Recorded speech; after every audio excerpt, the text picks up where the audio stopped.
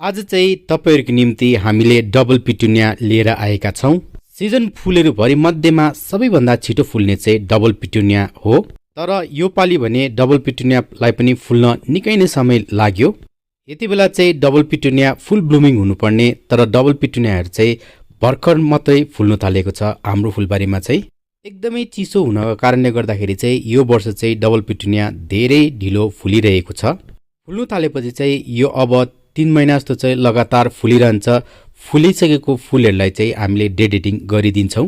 बोटहरु एकदमै राम्रो हौसेको छ, प्लान्टहरु पनि हेल्दी छ, कोपिला पनि धेरै मात्रामा लागेको छ, तर फुलहरु भने फटाक फुटुक मात्रै देखिँदैछ अहिले। अब यो यति बेला फुल्नु थालेपछि चाहिँ जुन जुलाईसम्म पनि फुलिरहन्छ हाम्रोतिर चाहिँ।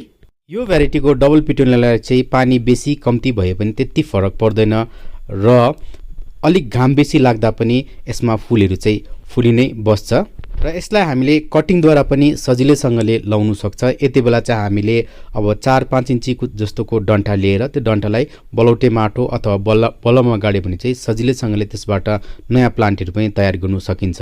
तपाईहरुकोमा कस्तो कस्तो कलरमा डबल पिटुनिया फुलिरहेको छ कमेन्ट गरेर अवश्य बताइदिनु होला।